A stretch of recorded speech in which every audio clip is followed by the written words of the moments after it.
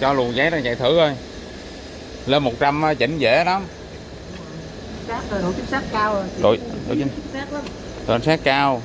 Giảm một số cứ 2 gram mình chạy chính xác rồi. Hồi bữa ông điện tôi không? 4-5 gram chạy cái đâu chính xác được. Hồi bữa ông điện tôi ông nói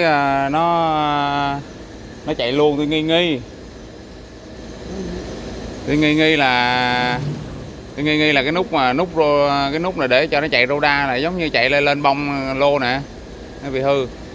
Cái hơi sao mà xuống trước mà bắn nó xè ra đó, cái đó đúng ra nó ngừng rồi nó mới bắn, chưa ngừng mà nó bắn ra đó, nó thấy không, bắn chạch chạch gì đó.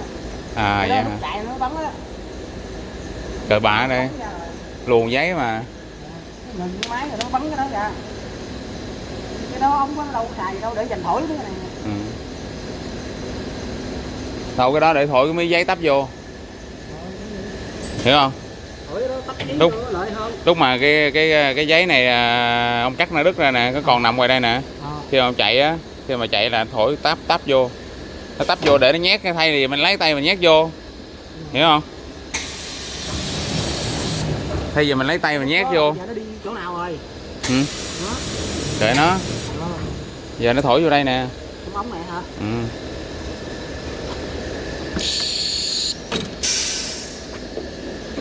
Bấm lên cái chè đó, cho lực có không? Cho lực.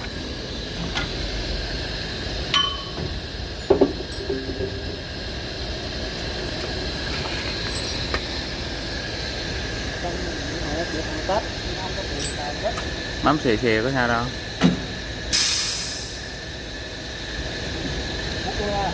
Quất ơi.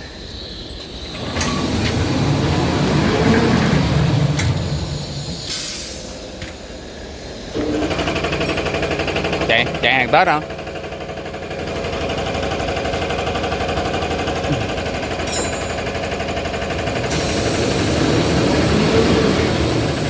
Rách giấy chỗ nào rồi? Hả? Coi thử rách giấy ở đâu vậy?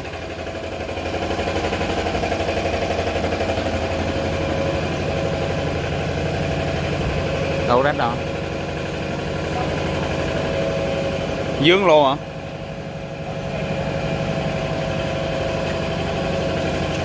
Còn quấn vô cây nhỏ đó hả?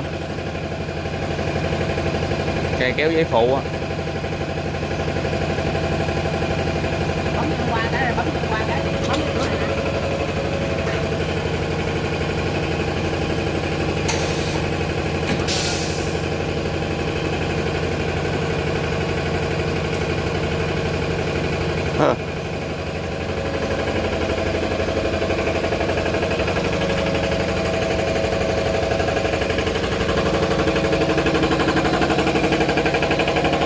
Rồi tiếp tục để chạy coi.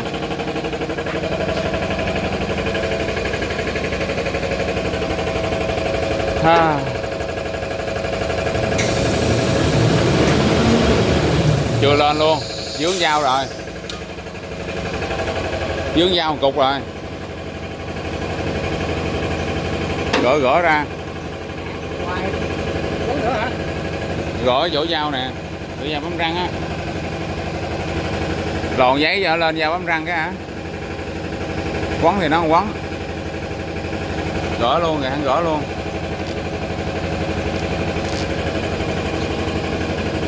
Bấm nó qua hết đây.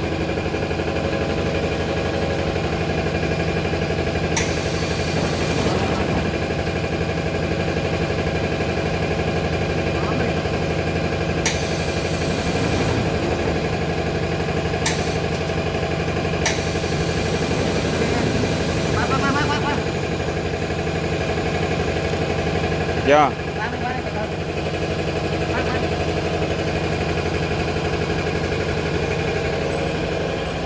Hai cuộn giấy cái này bị sao vậy? Căng quá rách hả?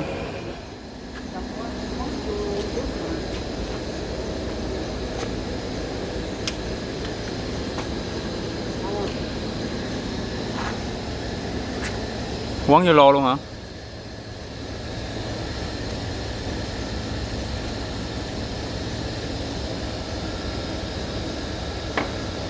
Bấm không?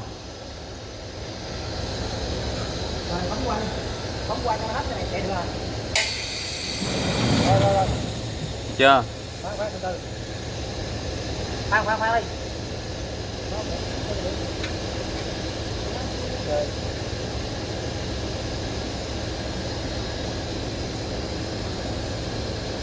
Sao rồi? Rồi. Đó đây.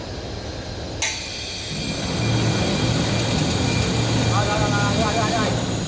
Được chưa? Hả?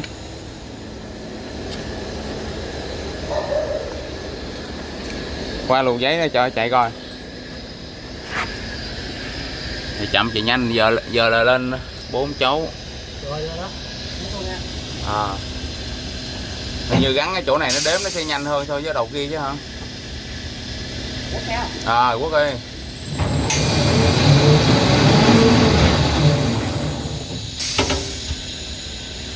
Bốn chấu giờ đếm là ngon ạ, im á. Còn mà chạy luôn là nhớ thay cái nút mà chạy roda đó nha. Nút chạy roda bị hư rồi đó.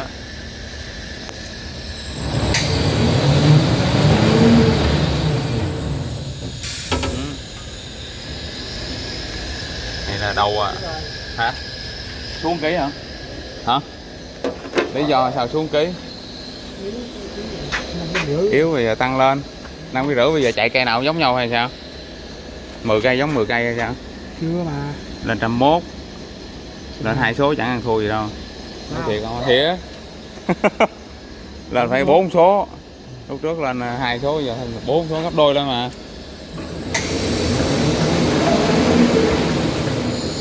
Đó, giờ ông cân thử đi. Xác đó, lên 4 số ngon lành nữa. Ừ. Xác 100%. Vậy mỗi lần mình nhích kia một số là muốn chính xác rồi. 400g mà số. Bây giờ 4 số mà là con chút xíu à. Số nữa là đủ luôn đó.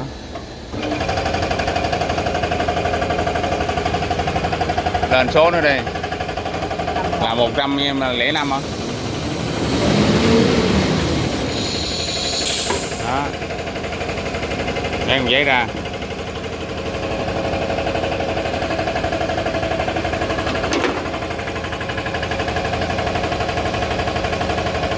Chuẩn không? Chuẩn phải không?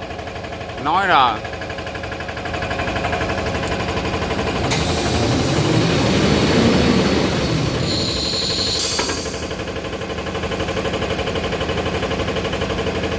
Còn lại giống không?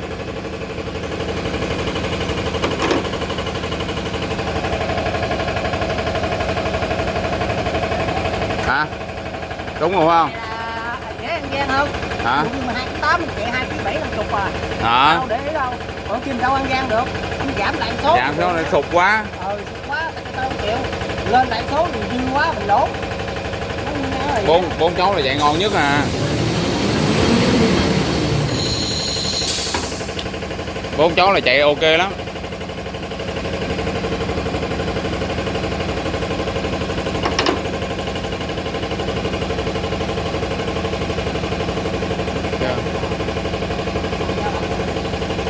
Cái động có một vài gam à.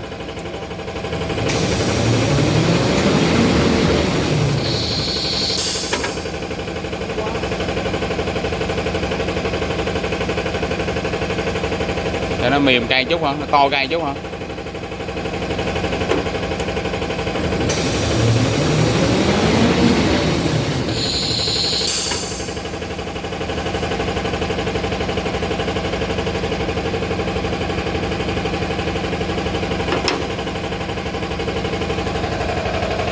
Ủa?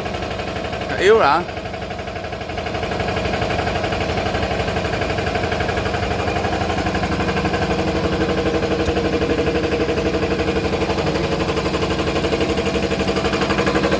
Đó hả?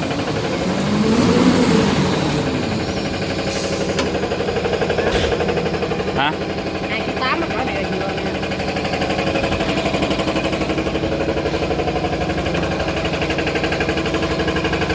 Con coi. Lên 600 mấy rồi.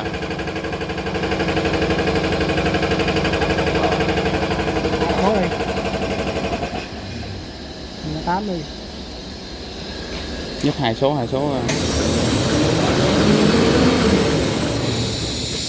Không mà chơi 5 chấu. 8 9 rồi. Không mà trên chơi cái cụ đó nó 5 chấu lên. Đó. 8. Giảm số trục lại 1 miếng, giảm số trục lại 1 miếng thôi. Không mà chơi cái đó 5 chấu hoặc là 6 chấu á.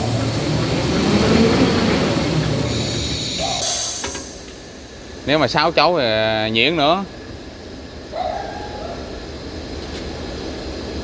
Đúng không?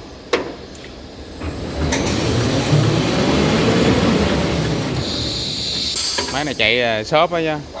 Răng là xốp, quá xốp rồi.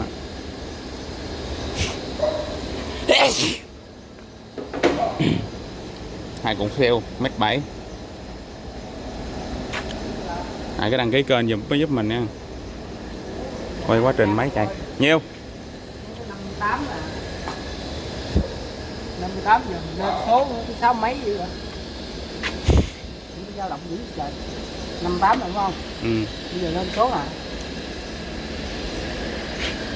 58 đi. Đâu để thì cho cái biến tần. Hình như biến tần nó đang dừng là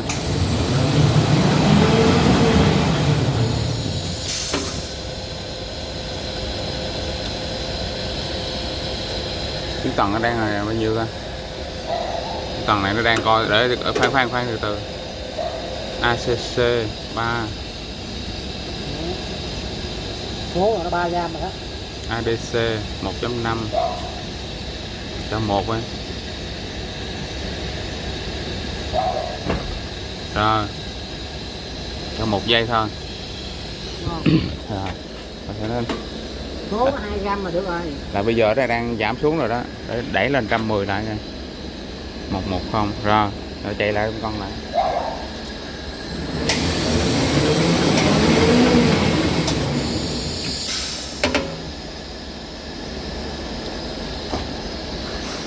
Ủa giấy quá tay.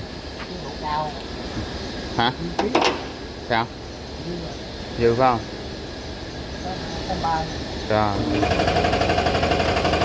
Giảm xuống.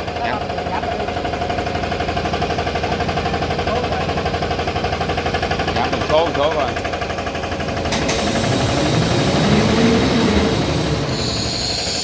Giảm từng số rồi thử sao.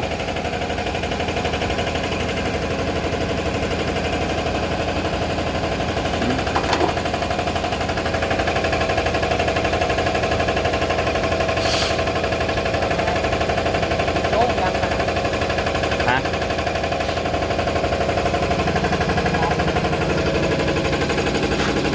Để thì coi thử cái hiển thị nó có bị tăng không.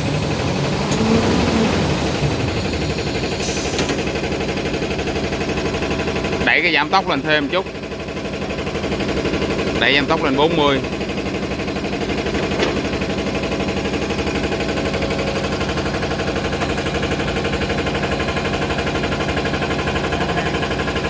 Mà muốn chạy là nhiều 60 là đúng luôn hả?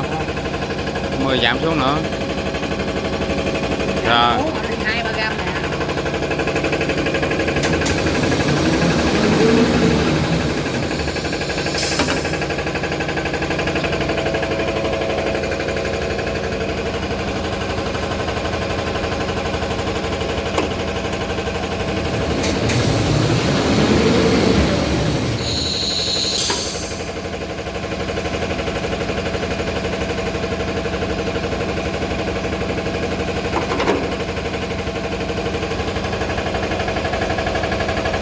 Giảm hả? Chạy tiếp cây rồi. Thiếu hả? Chạy cây nữa thiếu nữa không? Thiếu á.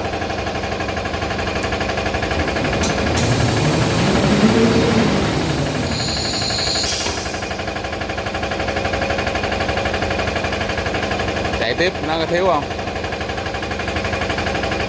Thiếu thì lại tăng lên.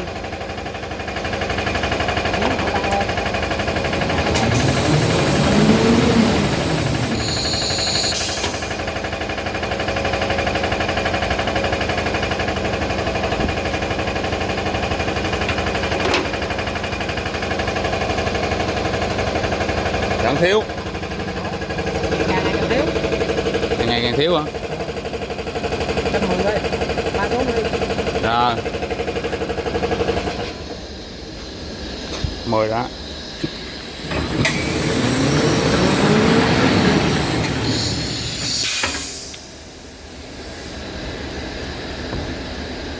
Lên luôn. Cái đó thiếu không?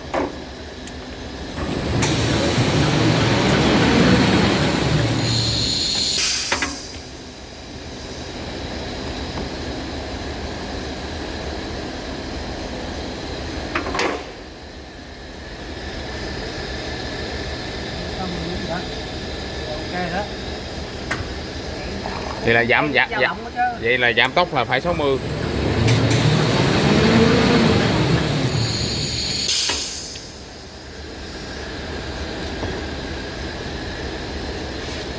Cái giảm tốc là phải 40.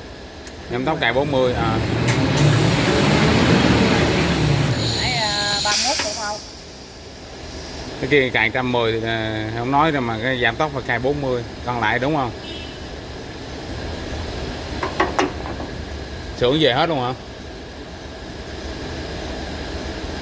Chuẩn rồi đó. Cái giảm tốc nó quan trọng lắm. Tốc hả? Giảm tốc nó chống bị lố. Cái giảm tốc nó chống cho cái máy nó bị lố, chạy lố. Còn cái đó mà 60 nó là ok luôn á. Bằng à. Nãy giờ giảm tốc chưa? Cài 40 rồi. 40 hả?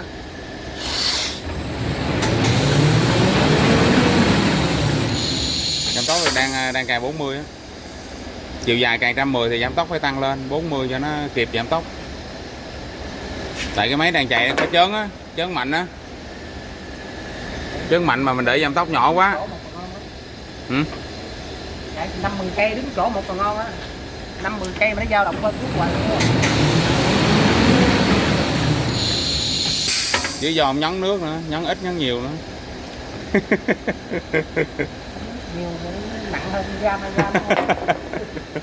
Ít nữa thì nó thiếu gam hay gam. Không.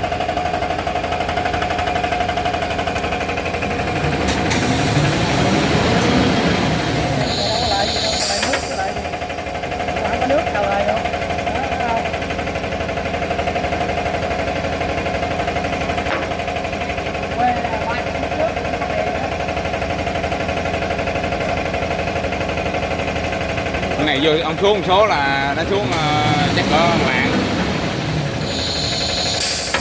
Xuống số chắc nó xuống cỡ 10 gram. Xuống một số nó nhích 10 gram á, cỡ đó.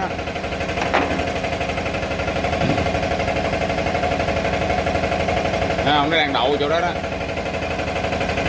Ông chạy là xuống số là nhích 10 gram, xuống số nhích 10 gram. Cái máy này ngon hơn mấy cái kia rồi đó. Rồi, chắc hơn qua máy này chạy ngon hơn. Dễ dàng lại.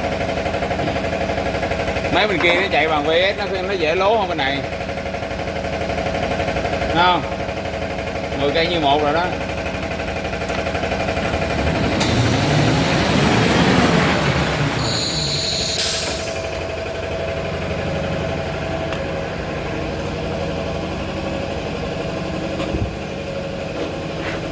Wow. Thấy không? Đúng không? Hả? Đúng rồi không? Nên cái giảm tốc nó quan trọng lắm á. Đang cài 39 đúng không? Tăng số vòng lên, số tốc khỏi giảm theo không? Số vòng lên là số giảm tốc tăng lên. Số vòng giảm xuống, số giảm tốc giảm xuống. Nhưng mà cứ để 40, cài cỡ 190 rồi là cứ để 40 là chạy ngon à. Khỏi còn thay đổi. Ok á. Cho chạy về chục cây nữa để coi thử nó máy nó ổn định không biết gì.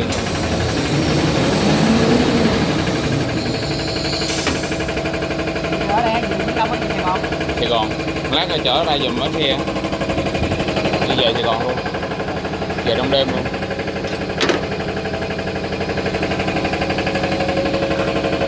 Thấy không? Quá ok luôn. Thì đúng á.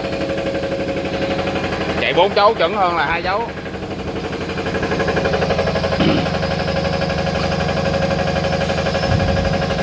Ta cho Motor 10 ngựa của Tesco, hộp số. Hả? Con nào? Con này nè, đang xài mấy con mới hả? Con đang xài con mới đó. Để đó đi. Mấy con này vứt. Nói cho cất để dành đây là có xài gì xài. Cái gì đó thì nói cho nó biết. Hả? Để nó hỏi không biết gì trả lời. Báo cho nó để nó còn trả tiền tôi chứ. Ừ. Nó đổi thừa lỗi mình. Bèo bèo đi lên xuống phải có tiền xe đi chứ. Hả? Không trả tiền công phải có tiền xe để đi chứ. Rồi vậy là xong phải không? Kết thúc phải không? Bây giờ ông tắt đi, ông mở lên coi thử màn hình nó có nhận nữa không? Nếu mở lên không nhận nữa, ông ói máu á. Rồi, vậy tôi xích đau máy luôn không? Lưu màn hình BLC. Tắt. Xích đau.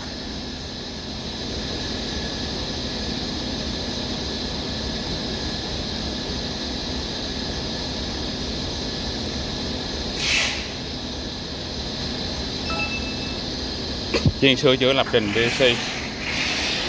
Máy sang cuộn giấy vệ sinh.